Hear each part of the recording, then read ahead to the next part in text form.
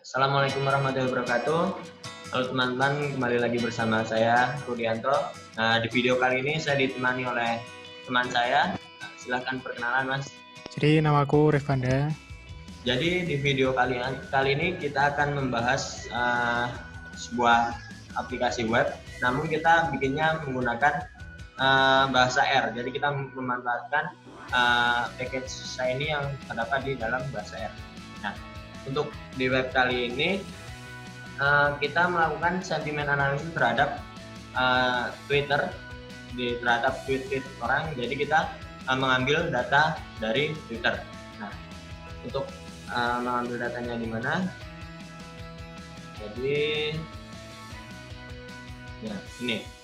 Karena kita akan melakukan sentimen analisis terhadap Twitter, terhadap tweet-tweet orang, jadi kita harus mengambil datanya terlebih dahulu. Nah, untuk mendapat data dari Twitter, kita harus menjadi mendaftar dulu di webnya Twitter, yaitu Twitter Developer, untuk mendapatkan API key dan secret key-nya.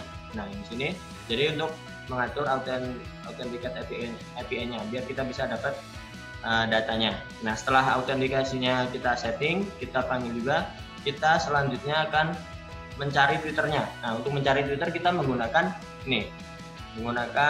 fungsi search Twitter. Nah, ini search Twitter ini udah terdapat dalam package ini, library Twitter. Jadi kita tinggal pakai aja. Ini search Twitter, terus inputnya apa yang mau dicari berupa teks, terus bahasanya Inggris. Nah, setelah kita dapat data Twitternya, kita akan cleaning datanya dulu. Ini buat cleaning data. Jadi kita akan menghilangkan karakter-karakter yang tidak dibutuhkan, gitu. Soalnya kan bisa mempengaruhi hasil analisisnya nanti. Jadi kita buang aja yang tidak diperlukan. Oke, kita lanjut ke demo aplikasinya aja. Oke, kita coba ke demo aplikasinya. Kita akan coba. Ini kan di sini health. Kita coba ganti topik yang lagi booming. Kita coba COVID. Ini datanya yang kita inginkan berapa? Kita coba 163, kita klik analyze. Kita tunggu sampai dia menganalisis terlebih dahulu. Jadi di Shiny Web ini dia otomatis berubah ya, ketika kita ngubah di sini akan otomatis berubah karena dia reaktif. Kita tunggu terlebih dahulu. Nah, di sini udah muncul data yang kita dapat di analis kali ini. Yang pertama ada word count. Nah, tadi kan kita mencari COVID, di sini yang paling gede langsung muncul, dan ini adalah kata-kata lain dari tweet-tweet yang sudah kita dapatkan. Ini yang ada terus yang ukurannya agak lebih gede, berarti dia sering digunakan. Selain itu kita juga terdapat ini list sentimennya. Jadi kan tadi kita mencari topik profit, nah kita jumlahnya 163, nah ini ada 163 tweet ke bawah. Nah di ini ada sentimennya. Jadi tweet itu bersifat negatif atau positif. Jadi kita sudah menganalisisnya. Selain itu, ini di sini juga ada persentase perbandingan antara positif dan negatif.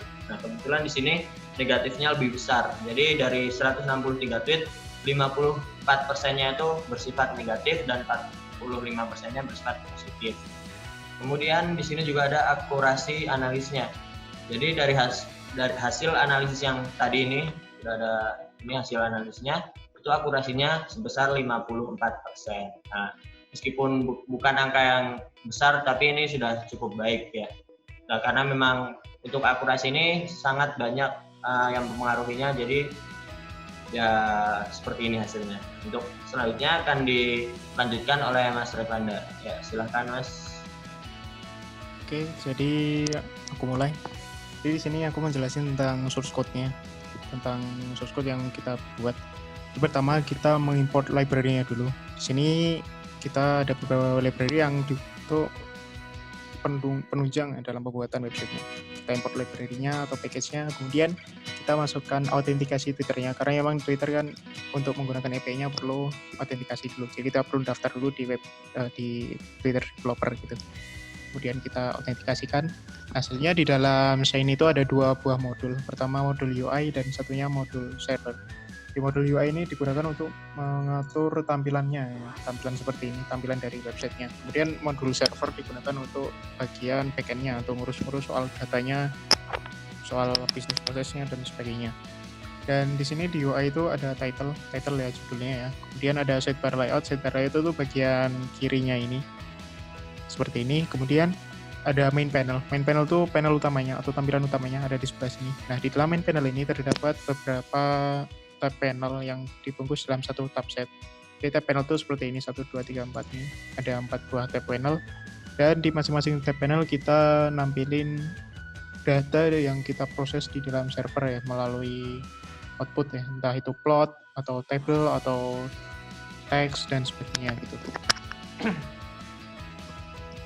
Selanjutnya di bagian modul server, itu kita ngurus soal bisnis di belakang layarnya. Di sini pertama kita searching Twitternya dulu. Kita pakai package Twitter, ada search Twitter, dan di sini ada inputnya, kemudian banyaknya, kemudian language-nya English. Nah, language-nya English ini karena memang ada keterbatasan ya, karena nggak ada yang bahasa Indonesia, jadi kita pakai yang bahasa Inggris. Kemudian di sini kita ngubah si hasilnya menjadi data frame. Nah, selanjutnya kita hapus si karakter yang nggak diperluin, kayak misalkan add ataupun link dan sebagainya, karakter-karakter yang memungkinkan untuk mengganggu hasil dari sentimennya.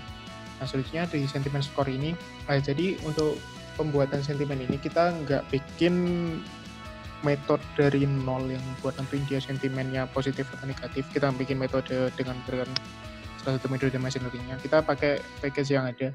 Kita pakai package sentiment R, di mana sentiment R itu ada satu fungsi namanya sentimen yang buat menghitung skor dari teksnya itu berapa gitu, polaritas.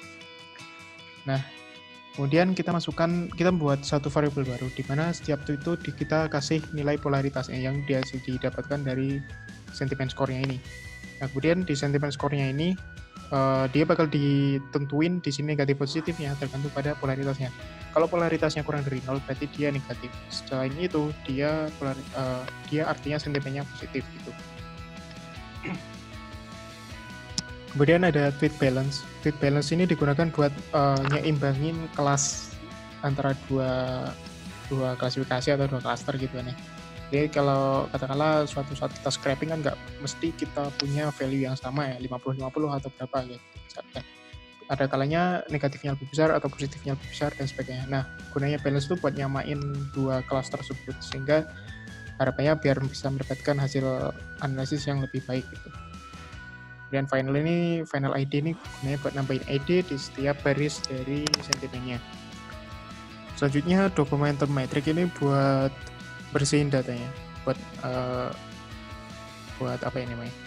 Jadi ketika data yang tadi kita kan cuma bersihin dari semacam karakter doang ya. Nah, di sini ada kalanya ketika orang nge-tweet itu kan ada pakai emoticon dan sebagainya. Kita hapus emoticonnya. Kemudian kita pre-processing dengan menggunakan remove function, remove number, white space, kemudian kita remove si stop word-nya, tapi juga dalam bahasa Inggris gitu. Maksudnya kita hitung documentum metric-nya gitu. Yang mana documentum metric ini nanti bakal berguna dalam menentukan dalam modelingnya, berapa hasil akurasinya dan sebagainya. Nah, dalam DTM ini kita membalikan dua belah nilai, pertama term metriknya, kemudian kedua corpus. Corpus ini teks yang udah bersih. Selanjutnya di sini kita nentuin fitur selection-nya, kita pakai TF-IDF buat nentuinnya. Dan dalam model kita pakai naive Bayes. Jadi dalam naive Bayes ini kita pakai skor DTM tadi. Kemudian kita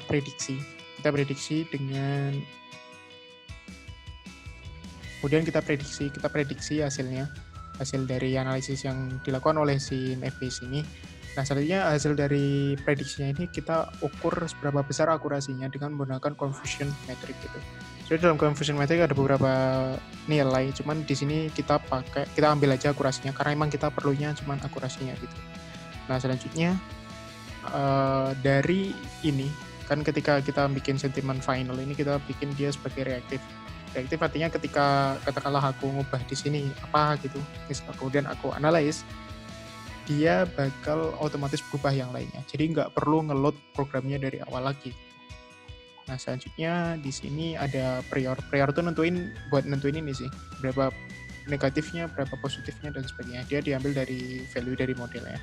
Kemudian ada akurasi didapat dari confusion metric, dan corpus itu data teks yang udah bersih digunakan untuk ini.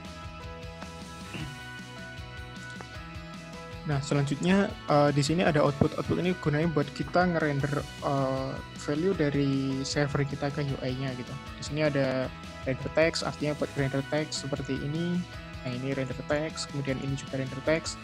Kemudian ada render plot ini buat ngeplot hasil dari plottingannya. Kemudian ada juga ini reaktif, kita bikin variable baru yang nilainya fleksibel gitu. Kemudian ada pyplot, kita bikin py seperti ini. Kemudian ada render text dan sebagainya, ngerender teksnya. Itu kurang lebih kalau output tuh buat gunanya buat kita ngerender si value di servernya ke UI-nya gitu.